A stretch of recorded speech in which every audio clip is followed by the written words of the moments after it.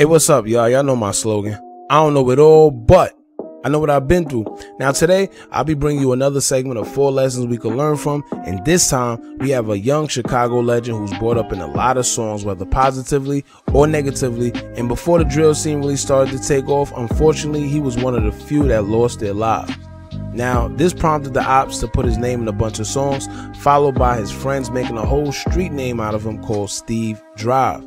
He hung around guys like Chief Keef, Lil Durk, Rondo Number 9, and so forth. So you guessed it. Today we'll be talking a lot about this young man's life and using that to learn at least 4 lessons that we could use to avoid the same fate as Stephen McGee, aka Lil Steve.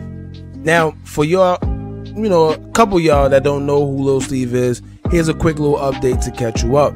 Now, Lil Steve, who's also the younger blood brother of OTF member Memo600, was a member of the Black Disciples gang from the 600 set, who was shot and killed on September 19th, 2011, 5 days after his 15th birthday, only 3 blocks away from his home.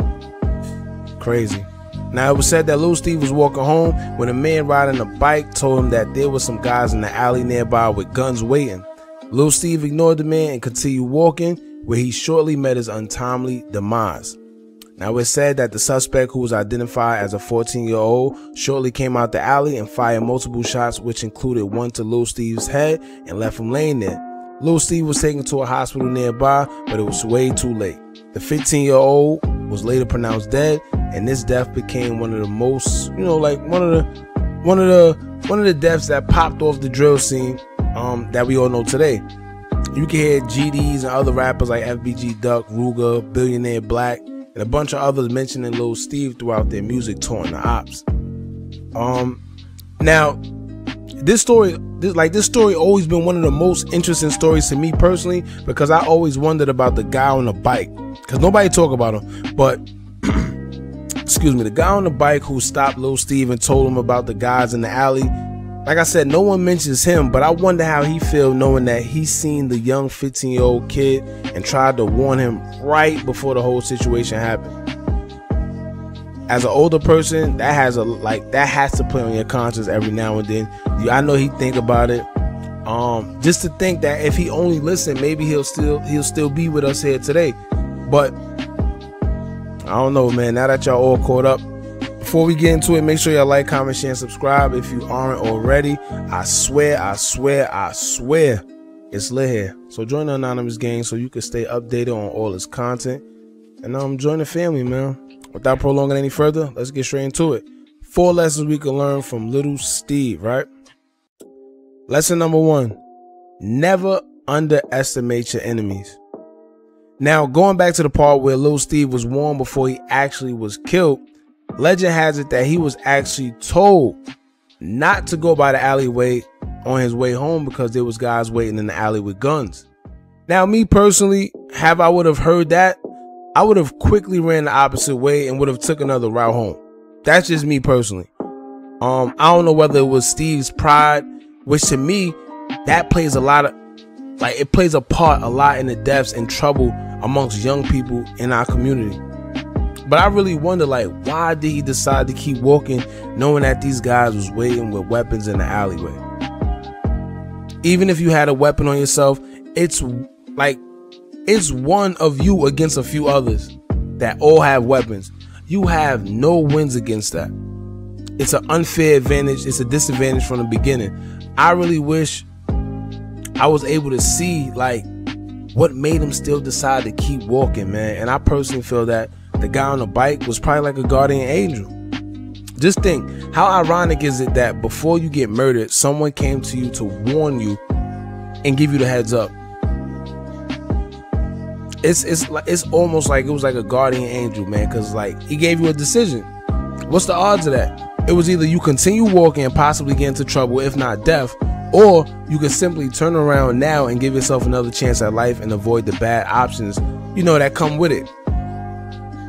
But things like this goes to show the mentality of some of the young kids these days. I'm not saying here throwing blame on anything, but peer pressure and pride, especially within our community, does a lot of damage and alters our better judgment. maybe Lil Steve felt that he'll be looked at as soft. Know what I mean? He'll be looked at like he's weak if he didn't continue walking. He just turned the other way and tucked his tail. That's how some of the young kids think these days. Maybe he felt that he was untouchable too. We don't know. Maybe he felt that his ops wasn't really like that. Who knows? Like I said, it is all type of things that we could think of, but nobody really knows what was going through his head. But all I can say is this: let this be a lesson to anybody out there. I don't care how big, small, tall, black, white, yellow, purple. You never underestimate anybody. You treat everybody accordingly, and you don't play with nobody. Like, even punks kill people out of fear, and that don't make them gangster. But you have in some instances a punk will kill one of the most well-respected and toughest guys just strictly out of fear, or just even being tired of being on edge every time this individual come around. Perfect example. Look at Nipsey Hussle's situation with Eric Holder.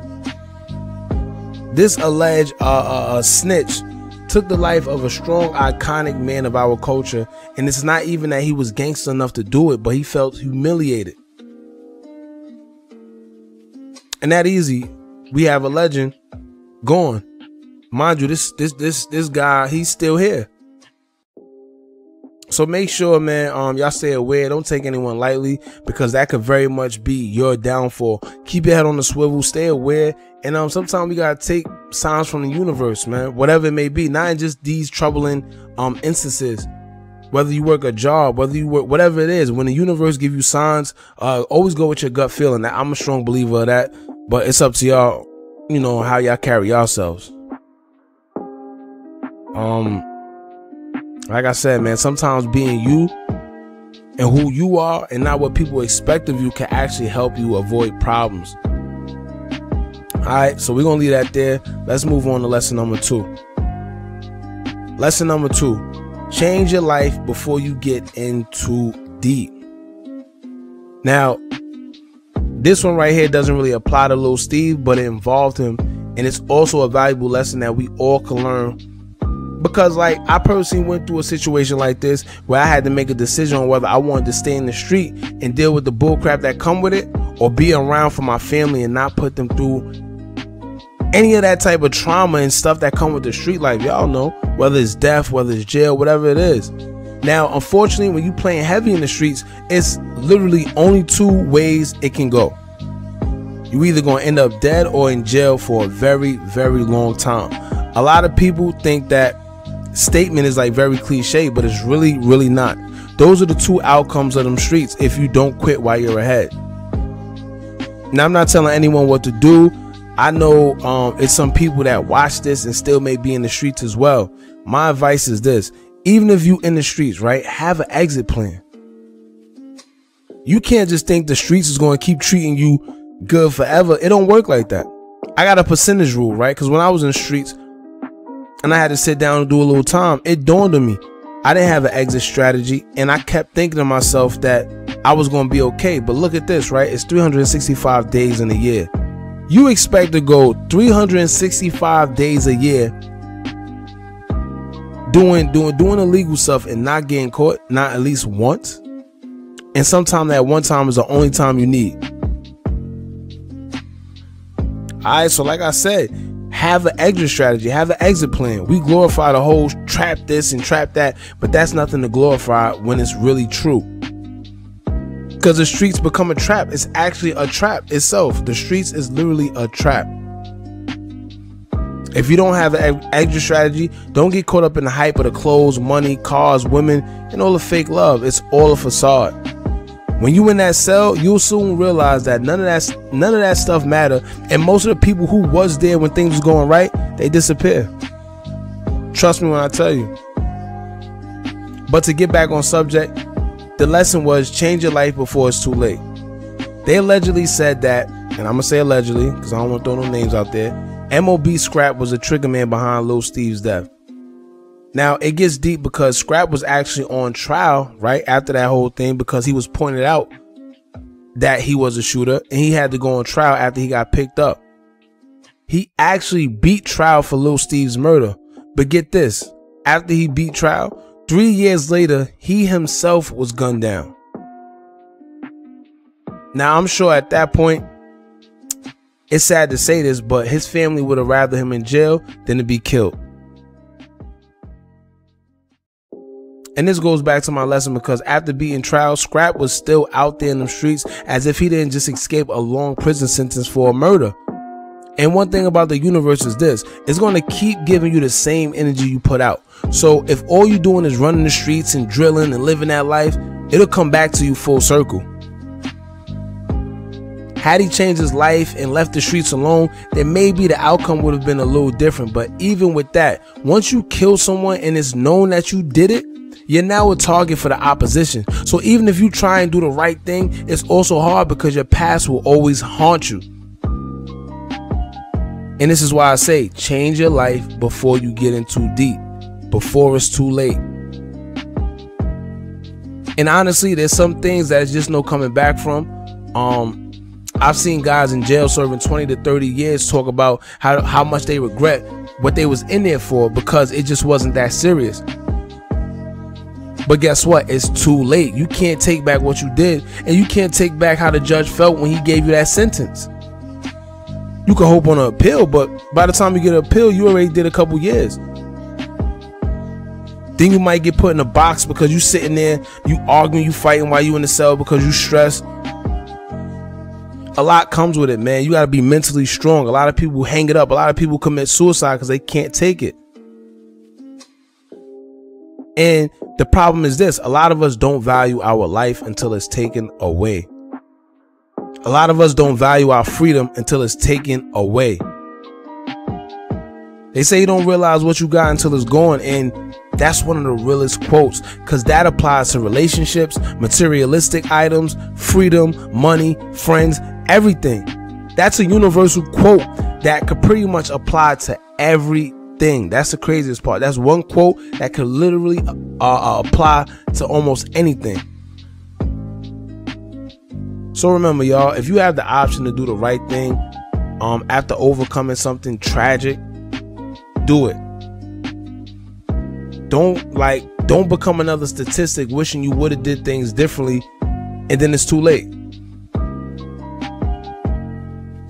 Alright, so I'm gonna leave that one there. Let's move on to the next lesson. Lesson number 3: generational curses. Alright, so we see how Memo600 carry on these days. He's actually the older brother to Lil Steve, which his antics of going live with ops, dissing ops, and taunting people, dead homies, all that. Memo paint this picture as if he's a demon, when in fact it's been said that Lil Steve was the real demon before the drill scene popped off. So like a lot of people that's not from Chicago, they may not know that because they don't know Lil Steve. They don't know of him because, like I said, he was active before the drill scene popped off, right? And Memo was actually the layback one. He was the one that wasn't really into the streets. Memo didn't actually get active in the streets until Lil Steve was killed, and that's when he decided to go on a rampage and jump into the Chicago street life. Now, you see the domino effect of the hood? You see that? Now, of course, it's natural to want to hurt whoever caused hurt to you and your family and make them feel that same pain that you felt. However, all this is doing is hurting each other. It's hurting our economy. It's hurting our culture. All we start doing is killing each other, and the cycle never stops because everyone wants revenge. They want revenge for a family member. They want a revenge for a friend. But my question is this: how can we break the cycle? Let's say, God forbid, something happens to Memo600. Now their parents are left with 2 dead children due to the streets, and the cycle continues to go on and on and on and on. Now I know it's hard because, like I said earlier, everyone wants revenge, right? For somebody like that passed away or got killed, or whatever the case may be. And who am I? Who are you to tell someone not to do something after losing someone close to them? However, the courts do not care about none of that. As sad as it sounds, the courts do not care who you lost. All they know is you murdered someone and now you doing a whole bunch of time while your friend or family member is also dead. So guess what? Now that's a 2-for-1 special. That's 2 birds off 1 stone tricked off the streets. Y'all see how that work out? My advice is this: stay out the streets and find a way to change the generational curse of your family. Work for your family's last name. I never seen anybody make fun of a rich punk. Never. And that means you doing all this stuff in the streets to prove yourself. You claiming a block that's not even yours. You holding down a block that don't belong to you at all. Meanwhile, you could become rich and get the same respect for doing the right thing towards your family, man. I think that's a very important lesson, because rich to me is gangster. Rich is gangster. Changing your family is gangster. Providing wealth for your family is gangster. Putting them in a whole nother tax bracket, putting them in a whole nother time zone or a better house, that's gangster to me, man. So make sure y'all do the right thing, man. Try to stay out the streets. Like I said, I can't speak on everybody, because some of us have target on our backs for past issues that we dealt with. I don't know whether you can move to another state, move somewhere else, but change your surroundings, change things around you before it's too late. That goes back to our other lesson.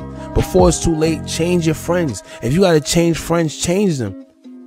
As much as it may hurt, change your spouse. They may be holding you back. Sometimes it's the people closest to us holding us back the most, and we don't even see it because we're holding on to them so much, because we have whatever, ties to them, whether they a spouse, whether they a friend, a best friend for years, or a family member. But sometimes they could be the one holding us back the most. I kid you not.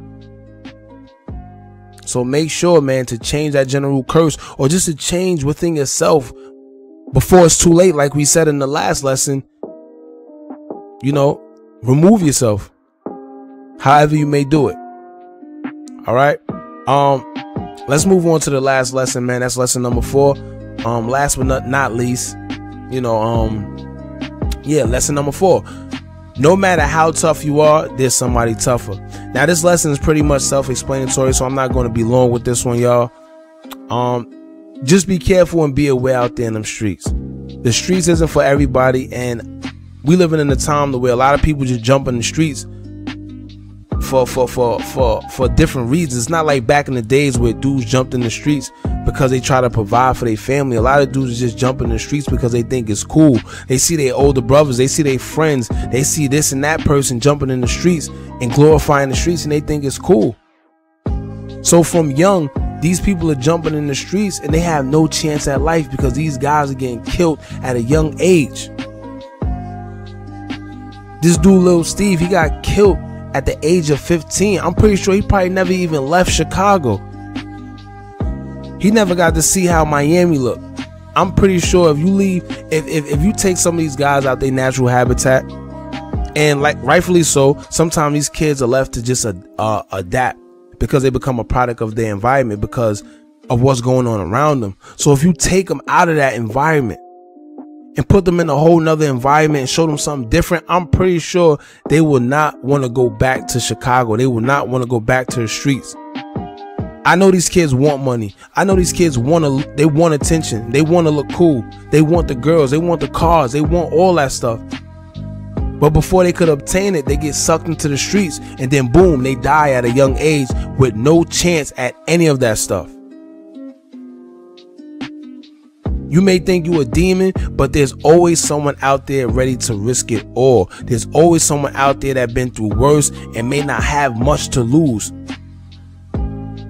So watch how you deal with people. You don't always have to be gangster. You don't always gotta be gangster. Gangster isn't cool necessarily. Gangster is how you carry yourself. Gangster isn't shooting somebody. Gangster isn't putting your hands on somebody. Gangster isn't risking your life. How gangster can you be if you're not around for your children? How gangster can you be if you're not around for your mother? How gangster could you be if you're not around for your mother's funeral? And that's when it hits deep.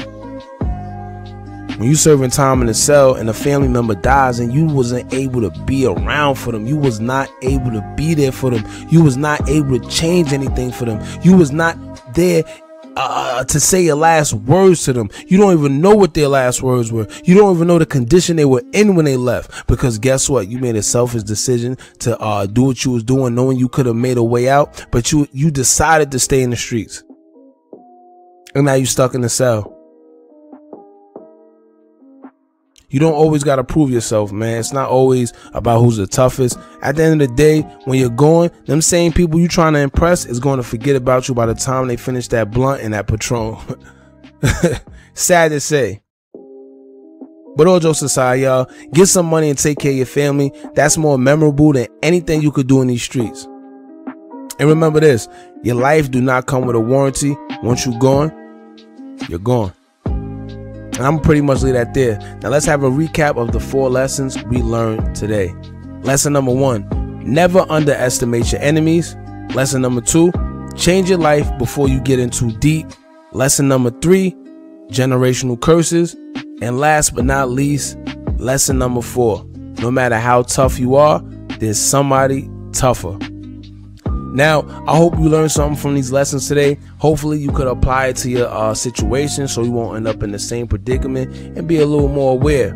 Now, long live Lil Steve, and my condolences go out to him and his family. Thank y'all for checking out the video. Make sure you like, comment, share, and subscribe. Hit that bell so you're notified every time we drop new content. And remember, as long as you keep on watching, I'm going to keep on dropping. And I'm out.